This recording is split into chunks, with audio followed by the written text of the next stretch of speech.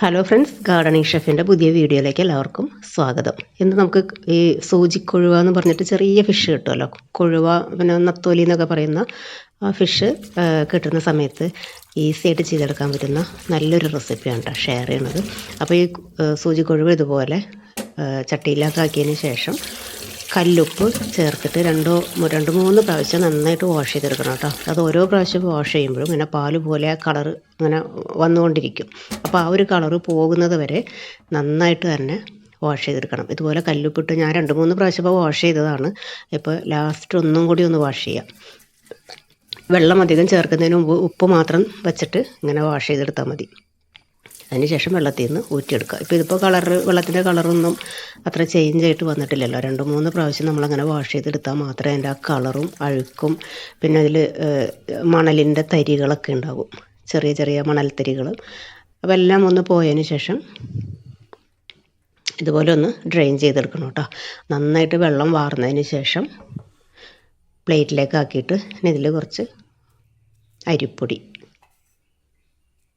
ഇത് ഉപ്പാണ് കേട്ടോ, ഉപ്പ് അതുപോലെ അരിപ്പൊടി കുറച്ച് ചേർക്കുമ്പോൾ നല്ലൊരു ക്രിസ്പിനെസ് കിട്ടും. 1-1.5 ടീസ്പൂണൊക്കെ മതി നമ്മളെടുക്കുന്ന ഫിഷിൻ്റെ ക്വാണ്ടിറ്റിക്ക് അനുസരിച്ച്. അതുപോലെ ഒരിത്തിരി മഞ്ഞൾപ്പൊടി, ഒരിത്തിരി മല്ലിപ്പൊടിയും ഒരല്പം മുളക് പൊടി, എല്ലാം കുറച്ച് മതി. അപ്പോൾ അതിൽ ആ മസാല ഒന്ന് പിടിച്ച് കിട്ടാൻ വേണ്ടിയിട്ടാണ്. എന്നിട്ട് നമ്മൾ കൈ വെച്ച് ചെയ്യുമ്പോൾ ഇതെല്ലാം ആകെ പൊടിഞ്ഞു പോകുമല്ലോ. അപ്പോൾ ഇതുപോലെ ഒരു ഫോർക്ക് വെച്ചിട്ട് എല്ലാം കൂടി ഒന്ന് മിക്സ് ചെയ്ത് മാറ്റി വെക്കാം. ഇനി പാൻ വെച്ച് ചൂടായിട്ട് വരുമ്പോൾ ഒരല്പം വെളിച്ചെണ്ണയിലേക്ക് ഇതുപോലെ ഇത്തിരി മഞ്ഞൾപ്പൊടി വിതറി കൊടുക്കുക. എന്നിട്ട് നമ്മൾ മാരിനേറ്റ് ചെയ്ത് വെച്ചിരിക്കുന്ന ഫിഷ് ചേർത്തിട്ട് ഇതൊന്ന് നിരത്തിയിട്ട് കൊടുക്കാം. കൂടെ ഇങ്ങനെ ഇളക്കി മറിച്ച് എടുക്കേണ്ട കാര്യമില്ല കേട്ടോ. അപ്പോൾ അത് പെട്ടെന്ന് തന്നെ പൊടിഞ്ഞും പോകും. അപ്പോൾ ഇതുപോലെ ഒന്ന് നിരത്തിയിട്ട് കൊടുത്താൽ മതി. എന്നിട്ട് ഇടയ്ക്കിടയ്ക്ക് ഒന്ന് ഇതുപോലെ ഫ്ലെയിം കൂട്ടി വെച്ചിട്ട് തന്നെ തിരിച്ച് മറിച്ചും ഇട്ട് കൊടുക്കാം. ഒരു 3/4 ഭാഗം റെഡിയായി കിട്ടിയാൽ മതി. അപ്പോൾ അതൊന്നും കൂടി റെഡിയാവുന്ന സമയത്ത് നമുക്കിതിലേക്ക് ഒരു ബൗളിലേക്ക് ഒരല്പം കായത്തിൻ്റെ പൊടി, ഉപ്പ്, മുളക് പൊടി ചേർത്തിട്ടുണ്ട്. അതുപോലെ ഉലുവാപ്പൊടി കുറച്ച് ചേർത്ത് കൊടുത്തിട്ടുണ്ട്. പിന്നെ എരിവും ഇല്ലാത്ത പൊടി, മുളക് പൊടിയും എരിവുള്ള മുളക് പൊടിയും മിക്സ് ചെയ്തെടുത്താൽ മതി. അപ്പോൾ ഒരുപാട് എരിവായി പോകില്ല. ഇനി ഒരു നുള്ളു പഞ്ചസാര കേട്ടോ, വിനീഗറും ചേർത്ത് അത് 1 സ്പൂൺ വെളിച്ചെണ്ണ ചേർത്തിട്ട് എല്ലാം കൂടി മിക്സ് ചെയ്യാം. പഞ്ചസാര എന്ന് പറഞ്ഞാൽ നമ്മൾ മധുരത്തിന് വേണ്ടി ചേർക്കണതല്ല കേട്ടോ. ഒരു 2 നുള്ള് ചേർത്താലാണ് ഈ വിനീഗർ ചേർക്കുന്ന ഐറ്റംസിനൊക്കെ ആ ഒരു പുളിപ്പങ്ങട് മുന്നിട്ട് നിൽക്കാതെ നല്ലൊരു ടേസ്റ്റിൽ വരുള്ളൂ. അപ്പോൾ നമ്മൾ ഈ ഫിഷ് ഫ്രൈ ചെയ്ത് മാരിനേറ്റ് ചെയ്ത ആ ഒരു ടൈമിൽ ഞാനൊരു ഇത്തിരി ഉലുവാപ്പൊടിയും കൂടി ചേർത്തിട്ടുണ്ട് കേട്ടോ. ഞാനത് അതിൽ കാണിച്ചിട്ടുണ്ട്, പക്ഷേ പറയാൻ വിട്ടുപോയിട്ടുണ്ടാവും. അപ്പോൾ ഇതിങ്ങനെ ഫ്രൈ ആയി വരുന്ന സമയത്ത് ഇതിൽ നിന്ന് ഓയിൽ ഇങ്ങനെ വരും. ബാക്കി ഒരിത്തിരി ഓയിൽ കൂടി നമുക്ക് ചേർത്ത് കൊടുത്താൽ മതി. അപ്പോൾ ഒരു 3/4 ഭാഗം റെഡി ആയിട്ടുള്ള ഫിഷിന് ഇതുപോലെ ഒരു സൈഡിലേക്ക് നിരത്തിയിട്ട് കൊടുത്തതിന് ശേഷം ജിഞ്ചർ ഗാർലിക്കിൻ്റെ പേസ്റ്റ് ഇട്ട് കൊടുക്കാം. അപ്പോൾ ക്വാണ്ടിറ്റിക്ക് അനുസരിച്ച് വേണം എല്ലാ ഇൻഗ്രീഡിയൻസും എടുക്കാനായിട്ട്.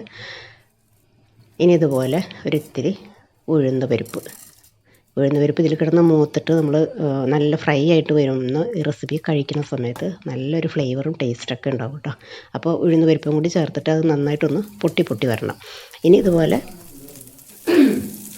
ചെറുതായിട്ട് കട്ട് ചെയ്തിട്ടുള്ള ഒരു ചെറിയ പീസ് സവാളയും ക്യാരറ്റും പൊടിയായിട്ട് അരിയണം കേട്ടോ. അതായത് നമ്മളിതിൽ ചേർന്ന് നന്നായിട്ട് വഴന്ന് ഇതിൽ സവാള ക്യാരറ്റ് ഒന്നും ചേർന്നിട്ടുണ്ടെന്ന് നമുക്ക് കഴിക്കുന്ന സമയത്ത് അറിയാൻ പറ്റാത്ത രീതിയിൽ വേണം ചെറിയ പീസാക്കി കട്ട് ചെയ്യാൻ. കഴിക്കുന്ന സമയത്ത് നമുക്ക് അറിയൊന്നുമില്ല കേട്ടോ അതിലിങ്ങനെ ചേർത്തിട്ടുണ്ടെന്ന് ഒന്നും. ഇനി അത് ഒന്ന് വഴറ്റി വരട്ടെ. ആ സമയത്ത് നമ്മൾ ഫിഷും കൂടി ഇടയ്ക്കൊന്ന് തിരിച്ച് മറിച്ചിട്ട് കൊടുക്കണം കേട്ടോ. നമ്മൾ ഈ സെയിം പാനിൽ തന്നെയാണല്ലോ വെച്ചിരിക്കുന്നത്, ഫ്ലെയിം കൂട്ടി വെക്കരുത്. ഇനി എല്ലാം കൂടി മിക്സ് ആക്കിയതിന് ശേഷം ഇതുപോലെ നമ്മൾ റെഡിയാക്കി വെച്ചിട്ടുള്ള സോസ് ഒഴിച്ച് കൊടുക്കാം.